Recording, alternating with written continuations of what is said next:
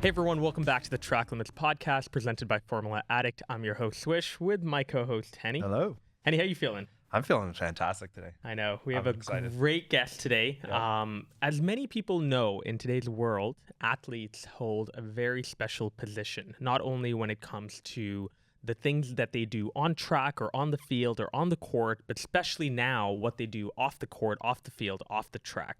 One of the most beloved personalities in Formula One is Sir Lewis Hamilton, an individual that's not only focused on being the greatest on track, but also being the greatest off track. He started an incredible organization with our guest today Indeed. called Mission 44 that is meant to transform the lives of young people that come from marginalized communities or underserved groups. Please welcome the CEO of Mission 44, Jason Arthur. Let's go. What a nice intro. I'm ready. Hi, guys. He crushes it all the time. I can tell you practiced for 3 hours last night. You nailed it. That practice. That was great. We're so happy to have you here. And I think a lot of the themes that we've talked about in season one, especially, dealt with topics around how to promote, diversity in motorsport. What are some of those core issues? So it's incredible to have someone like you, who I believe is a thought leader in the space, to come on and share kind of your insight on the space overall. Yeah. I hope I've got good thoughts. Have you been practicing? I know, I'm not sure. But yeah, it's great. It's great to be here. Oh, Thank man. you How are for you doing having me. though? Yeah, really well. It's been a very quick start to the year. We're doing lots of exciting things both in the UK and expanding internationally, which I'm sure we'll get into. So yeah, I'm feeling pretty good, both personally and for Mission 44 as well. That's fantastic. Well, we segment our interviews. First part is really going to be a general overlook into your background and Mission 44. And then the second part is going to be a rapid fire round. It's our favorite. Okay. That's the part we get nervous for. Okay. Yeah. Let's do this. So getting right into the first part, I'm curious about, Mission 44. Tell us a bit about the mission, and then even what captivated you towards it, and kind of what got you involved as a CEO here. Yeah, so the fundamental vision of Mission 44 is that every young person, regardless of their background, should be able to succeed. And there are too many young people, not just in the UK, but around the world, who, for no fault of their own, face discrimination or disadvantage that stop them from fulfilling their potential. And, if you look at Lewis's background, as a guy who came from very humble beginnings and yet managed to overcome so many of those barriers to reach the pinnacle of a sport, which I think most people would say in many areas can be quite elitist. It's very difficult. It's very expensive to progress. He's now reached that height, and for him, it has to be more than just the podiums, the wins, the championships. I think he has always wanted his journey to inspire young people to be able to progress in the sport too. Yeah. And, I think a level of frustration had built up by the time it got to 2020, 2021, that there hadn't been enough progress. So he launched the Hamilton Commission, which many people know about, which was looking very specifically at black progression into the sport. And, crazy figures, only 1% of people in the UK in motorsport being from a black heritage. So it really pulled out some stark challenges, but those challenges don't just relate to the sport. They also relate to what's going on in education. They relate to how people perceive young people and black young people. It relates to career pathways into STEM, let alone then motorsport. So you end up looking at very complicated issues. And so for Lewis, it was, how can I do something practical about it, which is why I set up Mission 44, and he's put 20 million behind it, which is incredible. And so for me, the opportunity to lead that organization, work with someone like him on fundamentally trying to transform young people's lives, just felt like too good an opportunity to miss out on. And that's amazing. How did that opportunity even come by? And what made you even be like, oh, this is something I really want to spearhead? Yeah, I got approached I wasn't looking for it. I got approached to set it up by a couple of people in his management company. So they were doing a scout out for people who might be a good fit. I think they were particularly keen for someone who was a person of color as well, and not from a, particularly privileged background. And for my part, I've had experience as a teacher and in education. I've done a lot in the kind of non-profit space. So yeah, I just got a random message, an email to have a conversation. It was very coded. So it was one of those things that Lewis's name was not referenced. Yeah, it was at like all. file X. Yeah. So I responded, and actually, I mean, it's very fortunate that obviously that I did, but those are the types of messages that I probably wouldn't always Yeah, it's like respond to. scam. And then I found out what he was trying to do. I had the opportunity to meet with his team and with him. And for me, I really wanted to make sure that, because I was in a job that I was really enjoying at the time, if I was to do this, it had to feel like it was something meaningful. So, not wanting to do a kind of almost like celebrity PR exercise. Was this really about driving change for young people? And, speaking to him, it was very clear that it was all about impact. And I felt so reassured by the conversations with him and his team that it felt like a no-brainer. So. Right. And you mentioned, you were an English teacher, humanities teacher. My mom, by the way, English teacher. Nice. I have so much respect for teachers. I think we always growing up are like, I hate school and I don't like school. And you don't realize like what teachers have to go through, not even like students itself. When you were teaching, was there anything that you drew upon, from your experiences as a teacher that you're now bringing to being the CEO of Mission 44? Yeah, I mean, when I went to school, I had very supportive parents and a couple of teachers that really invested in me. But, I grew up in a council estate for half of my childhood. The school that I went to wasn't very good at secondary school. So I felt very lucky. I worked hard, but I also felt very lucky that I had enough support structures around me that enabled me to do well academically. But there are loads of kids in my class who were bright and capable, but just didn't have the same support structures that I did. And then you go somewhere like Oxford and it's completely different. You're surrounded by people who have had all of those structures and all of that support. And that always felt incredibly unfair and unjust to me. So it's why I became a teacher. I loved being a teacher. I love, being directly with young people. I love the opportunity to help support them and shape their learning, but also learn from them. But when I was a teacher, you still see the impact then of stuff that's going on, not just within the school, but outside of the school, and how limiting that can be. And it's why ultimately then, going into the nonprofit space or into politics, now as CEO of Mission 44, it's about helping young people inside those classrooms, but also recognizing that there are all these barriers outside of classrooms too. And if we can help to address those structural challenges for them, then hopefully that really empowers them to succeed. So I try to always remember that, how powerful you can be as a teacher in a classroom. And that's why a lot of our work is about what happens in schools. But also there are some huge issues outside that teachers just don't have the capacity to be able to address. And that's why you need organizations like Mission 44 that are trying to help the wider system. Yeah, and in regards to Lewis Hamilton, we all know how busy he is. And with 24 races and all the other projects that he's involved in, how is he involved within Mission 44 on a day-to-day basis? And how does his vision carry on every day, whether he's there or not? Yeah, I mean, so he's given us 20 million, which is pretty good. That's a starting point. Yeah. But no, he's very engaged. So he's done a huge amount for us. So we'll have regular calls where we'll be talking about the strategy of Mission 44, and he'll input. He's never overly directive. Yeah. Mission 44 must do this, but he'll share his views, which are always really helpful. He has supported us with a lot of communications work, so he'll create content for us designed to like inspire young people or talk about the work, which is really helpful. He goes and visits our partners to hear what they're doing. He brings young people together, and he's done quite a lot at Silverstone and last year in Austin and Sao Paulo as well, which is amazing, bringing young people from our partners, talking to them about Mission 44, about the opportunities in the sport. And he also helps us to fundraise because 20 million is great, but we need to continue to grow our resource to reach as many young people as we can around the world. So he's been massively engaged with the work, which is, given how busy he is and the fact that he is flying all around the world, really, really impressive. So. And then what about the other senior leaders at Mission 44 that you get to work with? How do they all come together And how do you gel with the team? Like, are you guys working remotely? Do you guys work in person? How does that work out? Yeah, so when I started, I was employee number one. So it's nice to actually have a team now. So we're at 21 and growing, and I've got a senior leadership team who are fantastic. One of the things that I'm really proud of is not just the kind of quality and experience of the team, but also the level of diversity that's within the team as well. So the majority of our senior leadership team are people of color.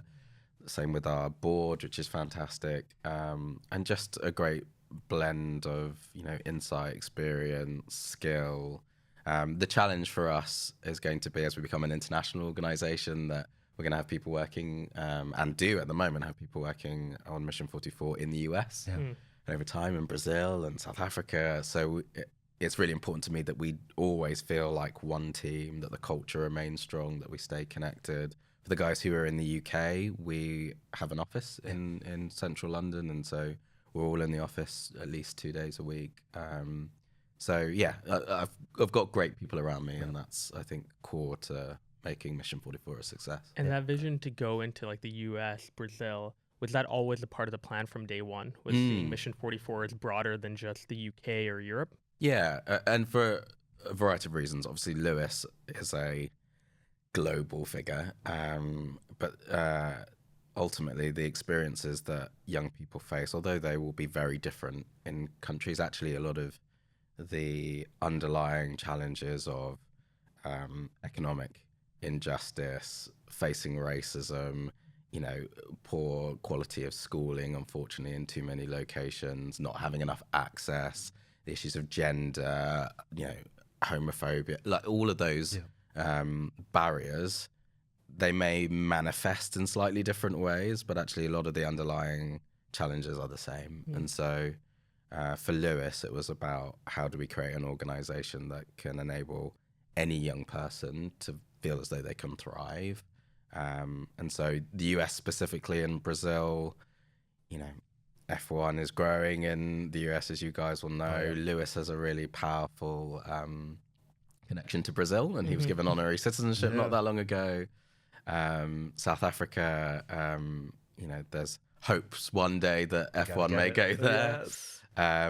But beyond Lewis's links, there are some real challenges in those countries in terms of inequality and discrimination too. So it's a mixture of the two is what's helping to shape where we go. Yeah, even last year at the Austin Grand Prix, you guys had to meet this lovely young woman and give her a grant within Mission 44, which was fantastic. And one of the main reasons why we started to even engage a lot with the content, being from North America, we're like, oh my God, they do a lot of initiatives in North America too. What are those moments like for you to start and giving people opportunity, not just do the access, but also grant them with capital?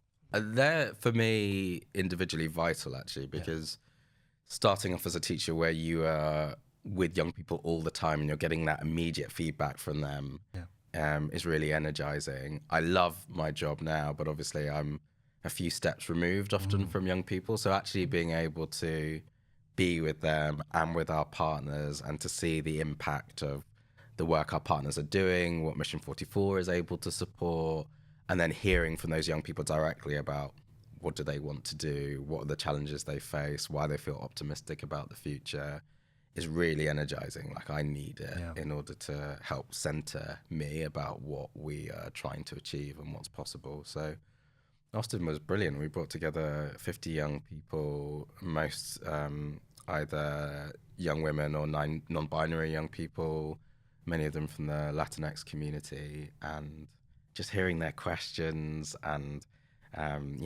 the challenges that they were posing to the different speakers that we'd helped to bring together for them. It was brilliant. It was really, really good. So, and I'm guessing there's more plans to do that this year as well. There is, there is, scarily. So we brought young people to Silverstone as well, and we'll definitely be doing that. And then, as we deepen our work in the US and Brazil, we'll be bringing young people with our partners together again. Oh, that's amazing. And you mentioned that Mission 44 came out of the Hamilton Commission. And, for those watching that might be a little bit unfamiliar with the impact of the Hamilton Commission, specifically on the motorsport world, do you want to potentially outline some of that? Yeah, I mean, Lewis wanted to make sure that in talking about diversity in motorsport, he was doing it with evidence underpinning what he was saying. So not just kind of spouting off. So the Hamilton Commission was a really rigorous piece of work. It took 13 months ultimately to complete, 10 robust recommendations. And I think we've seen a lot of people within the sector really embrace it. So Mercedes, as you would expect, has done a lot of great work, and they've got their Accelerate 25 program. But you're also seeing initiatives from other teams, like McLaren are doing a lot of great work, focusing in particular on young women, but also some of the overarching bodies in the sport. So F1 now doing much more on diversity. One of the recommendations of the commission was around the F1 charter, so getting the teams to adopt that, and there's been really good progress on that, working with the Royal Academy of Engineering. And so for us, we want to support the teams, we want to support them individually, we want to support them collectively to work together to kind of share learning and hold each other accountable. We'll do whatever we can to be helpful. Yeah. And is Mission 44 still focused on kind of the motorsport world as well? Or is that a kind of part, like, is that, the work that the Hamilton Commission did, for example, is that team still focused on making sure that teams are fulfilling, the obligations or responsibilities that they said they would? Yeah, I mean, focusing on diversity in motorsport is definitely a part of our strategy. It's only one part, as you say. And it's such a huge area that Mission 44 in no way can be the primary driver of change. We can help to facilitate that, but ultimately you need teams to understand that diversity is not just important on a kind of social impact side of things. So much evidence that says that actually diversifying your team, if you do it right and you create the right cultures, actually improves performance. There's so much talent in communities that are not being reached. If you want to be a brilliant F1 team, go and find that talent. So it's a priority for us, but we're focusing on education and making that more inclusive. We're doing actually quite a lot of work in Stevenage, Lewis's hometown, looking at STEM opportunities there, and also how do you empower young people to drive change in their communities. So an important part, but only one part of what we do. And even with the move that Lewis just made, going to Ferrari, does that change things for you guys within Mission 44? Does that mean operations change? You guys have to move to Italy? There are worse things than having to move to Italy. Look, it's still unclear, to be honest, what the full impact will be. I think I had lots of people asking me, like, when did you know? And it was kept really tight, really tight. So I didn't find out much before everyone else did, if I'm being honest. Look, as we transition to, as Lewis transitions to working with Ferrari, Mission 44 hopefully will develop strong links with Ferrari too, but the extent to which we'll work with them, what that will look like, that's still unclear. But they're a huge brand in the sport, and so if they continue to, they've done some work in embracing the diversity agenda. If they grow that, and if working with Mission 44 enables them to grow that further, that's only good for the sport overall, given how powerful the Ferrari brand is. So. And if given, let's say, an unlimited amount of resources, I am curious, I just thought of this, I'm like, what would, Mission 44 potentially become? I'm curious, like, what your personal vision for Mission 44 going forward would be. Yeah, it's a great question. Unlimited resources. A blank check. Look, I want to hold core to this idea that Mission 44 is fundamentally an enabler. So there are brilliant organizations and incredible young people who are passionate about changing things, who need support. And often organizations led by people of color as well have been underinvested in. So the bigger Mission 44 grows, the more we are able to invest in those organizations, pull them together, pull them with young people to say, how can we learn from each other? How can we work together and grow the kind of programs that we have to reach young people? The exciting thing for me is then, Lewis's platform means that Mission 44 with him can reach audiences that many organizations aren't able to. And so this year, we're going to be doing our first campaign, looking at how do we prevent school exclusions. And Lewis himself has experience of that, which he talks really powerfully about. So as we grow bigger, and if we did have a more resource, it would not just be investing in organizations, but storytelling and campaigning, trying to influence policy in a meaningful way, not just in the UK, but potentially around the world. That's the dream, because then you're starting to affect systems at a really significant level. So, Wow. Yeah, that's awesome. Yeah, I think what the a line. final question actually we have is how can listeners get involved? How they can contribute to Mission 44 if they're interested in getting involved? yeah, I mean, we are keen for as much support and engagement as we can get. So please do follow us on social media, check out our website, sign up to our newsletter. We've got some brilliant partners who are doing great stuff for young people. So if you're interested in supporting young people, check out those organizations and their websites and see how you can support. Obviously, we're looking to grow our work. So those who want to support us by donating, that's brilliant too. And then, keep an eye out, because we're going to start campaigning as well as grant making. So there'll be opportunities for you to actually get involved in some of our campaigns too. So.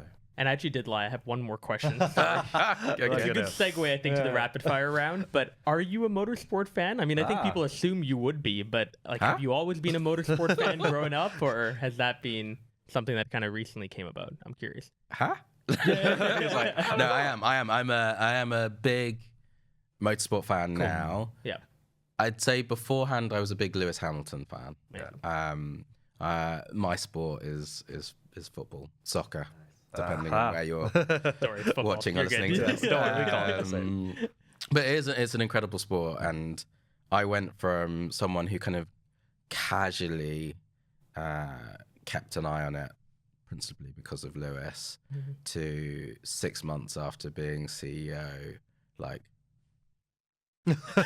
shaking and rocking because of what happened in Abu Dhabi, and it's only intensified since then. So I'm a fan now, but wasn't a huge fan before. So growing up, you're like, I didn't want to be a driver. I only learned how to drive 3 or 4 years ago. So no. He just got his license. Honestly, I just did. Yeah. Okay, I don't think I could get my license in London though.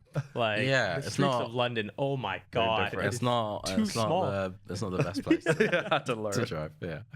Amazing. Well, rapid fire round with Jason coming up soon.